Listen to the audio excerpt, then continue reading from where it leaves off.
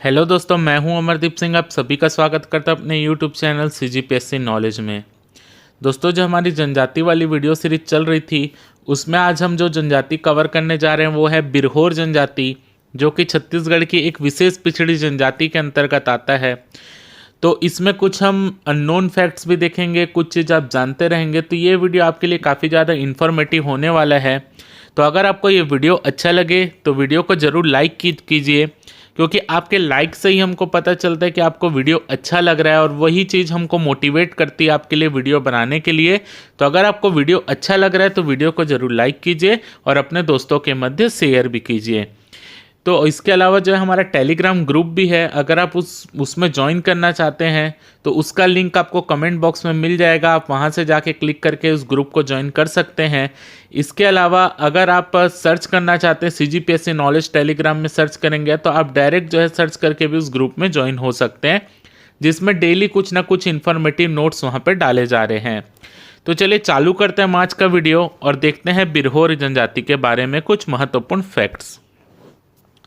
देखिए, अगर हम परिचय देखें बिरहोर जनजाति के बारे में तो बिरहोर, जैसा कि आपको नाम से पता चलता है, दो शब्द से मिलकर बना है, बीर और होर। तो बीर का अर्थ होता है जंगल और होर का अर्थ होता है आदमी। तो बिरहोर कौन हो गया? जो पहाड़ों और जंगलों में एकांत जीवन जो व्यक्ति बिताते हैं उन्हें बिरहोर कहा जाता है। तो बिरहोर जनजाति के बारे में एक ऐसी मान्यता है जो आपसे पेपर में कभी भी पूछी जा सकती है कि कौन सी जनजाति ऐसी है जिसमें यह मान्यता है कि जिस पेड़ को वह जनजाति छू देती वहां कभी बंदर नहीं चढ़ता, तो वह है बिरहोर जनजाति। तो बिरहोर जनजाति के बारे में ऐसी मान्यता है कि बिरहोर जनजाति का कोई भी व्यक्ति अगर जिस पेड़ को छू देता है उस पेड़ में कभी भी बंदर नहीं चढ़ता, ऐसी इनकी मान्यता है। इनकी जो शारीरिक बनावट है उसके आधार पर यह जनजाति प्रोटो ऑस्ट्रोलाइट समूह के अंतर्गत आती है। प्रोटो ऑस्ट्रोलाइट, जैसे कि मैंने आपको पिछले क्लास में भी समझाया था, मतलब ऐसे इसमें जो भी व्यक्ति इस समूह में ऐसी जनजाति को रखा जाता है जिनके शारीरिक बनावट जो है वो ऑस्ट्रेलिया के मूल निवासी टाइप के होते हैं। तो ये जो है बिरहोर जनजाति प्रोटो ऑस्ट्रोलाइट जनजाति या प्रोटो ऑस्ट्रोलाइट समूह के अंतर्गत आता है। तो देखिए, भारत सरकार द्वारा जो जनजाति टोटल जो है छत्तीसगढ़ की 42 जनजातियों का नाम सूचित किया गया है अनुसूचित जनजाति के रूप में। इसमें जो है 5 जनजाति भारत सरकार द्वारा जो है विशेष पिछड़ी जनजाति घोषित किया गया छत्तीसगढ़ की, जबकि 2 अन्य जनजाति जो है वो छत्तीसगढ़ सरकार द्वारा घोषित किया गया विशेष पिछड़ी जनजाति के रूप में, जिसमें पांडो और भुंजिया आते हैं। और 5 जनजाति जो भारत सरकार की घोषित की गई है विशेष पिछड़ी जनजाति, उसमें बिरहोर जनजाति उसके अंतर्गत आती है। यानी बिरहोर जनजाति को विशेष पिछड़ी जनजाति घोषित भारत सरकार के द्वारा किया गया है। तो देखिए, कोई भी जनजाति को जब विशेष पिछड़ी जनजाति घोषित किया जाता है उसके कुछ आधार होते हैं जिसके आधार पर किसी जनजाति को विशेष पिछड़ी जनजाति घोषित किया जाता है। तो वो आधार कौन कौन सा है?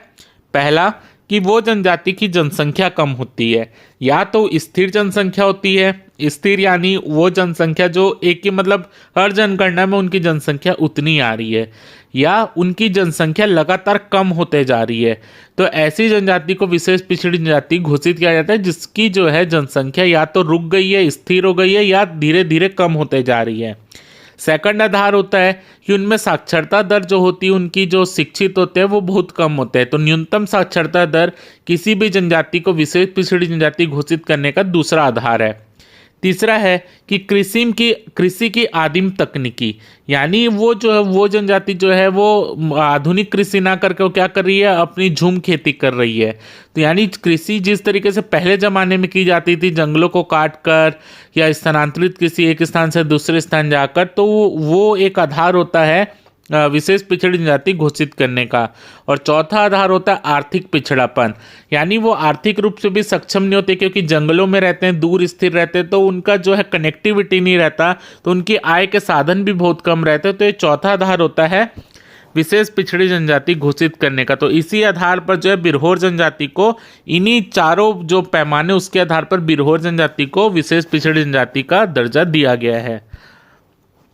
आगे हम देखें बिरहोर जनजाति का निवास स्थान, अगर हम देखें तो ये मुख्य रूप से उत्तर छत्तीसगढ़ की तरफ रहते हैं। मुख्य रूप से इनका जो है 4 जिलों में इनका निवास है। एक है आपका बिलासपुर, कोरबा, रायगढ़ और जसपुर। तो ये 4 जिलों में मुख्य रूप से बिरहोर जनजाति रहती है, बिलासपुर, कोरबा, रायगढ़ और जसपुर। तो जनसंख्या की दृष्टि से देखें तो इनकी जनसंख्या काफ़ी कम है। तो बिरहोर जनजाति जो है ये आपको पता होना चाहिए कि ऑस्ट्रिक भाषा परिवार की कोलारियन व मुंडारी भाषा बोलते हैं। यानी अगर आपसे ऑस्ट्रिक भाषा परिवार या मुंडा भाषा परिवार एक ही होता है। तो जैसे मैं बताया था जनजाति को 3 भाषा परिवार के अंतर्गत हम देखते हैं। एक होता है आर्य भाषा परिवार, एक होता है मुंडा भाषा परिवार और एक होता है द्रविड़ भाषा परिवार। तो जो बिरहोर जनजाति है ये ऑस्ट्रिक भाषा परिवार यानी मुंडा भाषा परिवार की जनजाति है, ये आपको पता होना चाहिए। और जैसे कि मैंने बताया कि प्रजाति लक्षण के आधार पर, इनकी शारीरिक बनावट के आधार पर ये प्रोटो ऑस्ट्रेलाइड प्रजाति के अंतर्गत आते हैं। तो भाषा के आधार पर मुंडा भाषा परिवार या ऑस्ट्रिक भाषा परिवार आप बोल सकते हैं, और प्रजाति लक्षण के आधार पर ये प्रोटो ऑस्ट्रेलाइड के अंतर्गत आते हैं। अगर हम इनकी जनगणना की बात करें तो 2011 की जनगणना के अनुसार बिरहोर जनजाति की जो कुल जनसंख्या है वो है 3104, जिसमें पुरुष की जनसंख्या है 1526 और महिलाओं की जनसंख्या है 1518, और इनका लिंगानुपात यानी सेक्स रेशियो है 1034। यानी बिरहोर जनजाति में 1000 पुरुष की के अपेक्षा 1034 महिलाएं होती है, यानी हर 1000 पुरुषों में 1034 महिलाएं उसमें। अगर हम इनके साक्षरता की बात करें तो इनकी साक्षरता दर है 31.70%, यानी 31% लगभग इनकी साक्षरता है, जिसमें पुरुष साक्षरता 40.30%, जबकि महिला साक्षरता या स्त्री साक्षरता 23.38% है। तो आप देख लीजिए इनकी साक्षरता भी कम है, इनकी जनसंख्या भी कम है। ठीक है, आगे देखते हैं। इनकी उत्पत्ति के बारे में मैं आपको यहाँ पर कोई पढ़ना इम्पोर्टेंट नहीं है, केवल ये वाली स्लाइड में मैं आपको ये बताना चाहता हूँ कि जो इनकी बोली है उसका नाम है होड़कू या बिरहोरी बोली। तो होड़कू या बिरहोरी बोली जो है वो कौन बोलते हैं? बिरहोर जनजाति के लोग बोलते हैं। जैसे कि आपने देखा होगा उराव जनजाति कुड़ुक बोली बोलती है, वैसे बिरहोर जनजाति की बोली का नाम है होड़कू या बिरहोरी। बिरहोरी को ही होड़कू भी बोला जाता है। तो आपसे पेपर में पूछा जा सकता है कि बिरहोर जनजाति के लोग कौन सी बोली बोलते हैं, तो उसका है होड़कू या बिरहोरी। बाकी आपको उत्पत्ति के बारे में पढ़ना उतना ज़्यादा इंपॉर्टेंट नहीं है, जिसमें मैंने बता दिया था बीर का अर्थ जंगल है, होर का अर्थ मनुष्य है, तो जंगल में रहने वाला मनुष्य। अगला हम देखते हैं कि बिरहोर जनजाति जो है वर्तमान में 2 प्रकार की होती है। यानी आप बोल लीजिए, एक होते हैं जंगही या धानिया और दूसरे होते हैं उथलू या भूलिया आपके बिरहोर। तो जंगही या धानिया बिरहोर उन्हें बोला जाता है जहाँ जो स्थायी रूप से निवास करते हैं, जबकि उथलू या भूलिया आपका जो रहते हैं बिरहोर वो घुमक्कड़ प्रवृत्ति के होते हैं, यानी समय समय पर वो स्थान बदल बदल कर निवास करते हैं।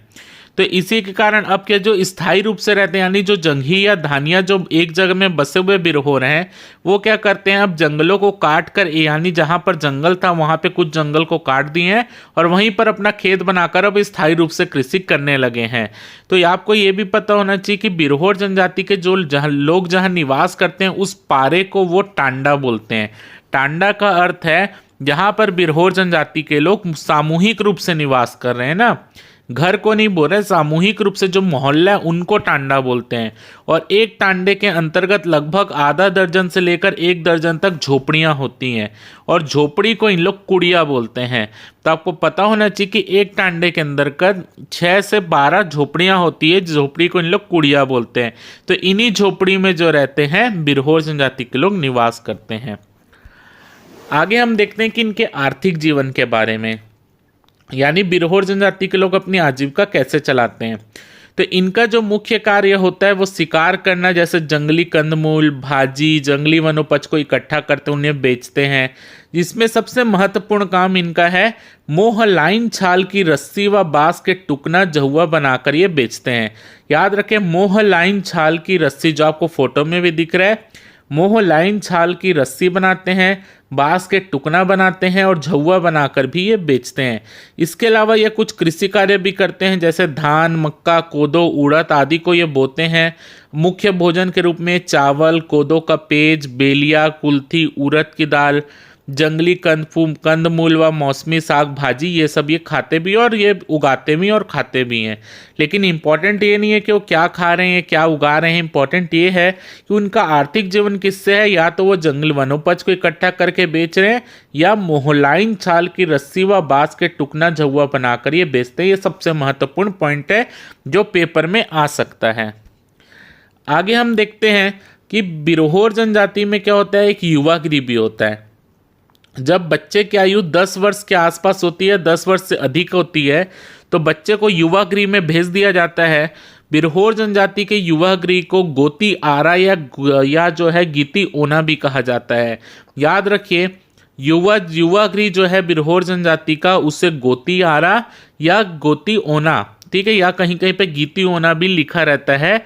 तो मुख्य रूप से अब भी, क्योंकि जितने भी गवर्नमेंट के जो मैगजीन आ रही है उसमें गोती आरा लिखा हुआ है, तो आप याद रखिए गोती आरा कौन सी जनजाति का युवा गृह है, तो बिरहोर जनजाति का युवा गृह है। इसके अलावा गीती ओना, गोती ओना, ये सब भी लिखा हुआ रहता है बुक में, ठीक है। इनमें क्या होता है, जो पिता के नाम की संपत्ति रहती है वो स्थानांतरित होती है उनके बच्चों में, वो भी लड़कों में मुख्य रूप से।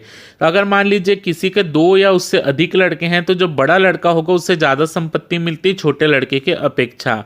मान लीजिए किसी व्यक्ति ने 2 विवाह किया है, तो जो पहला विवाह जिस महिला से किया होगा उसका जो पुत्र होगा, और मान लीजिए छोटे जो दूसरा विवाह जिससे किया उसका भी पुत्र है, तो जो पहली वाली बीबी का पुत्र होगा उसको ज़्यादा संपत्ति मिलेगी छोटी पत्नी के पुत्र की अपेक्षा।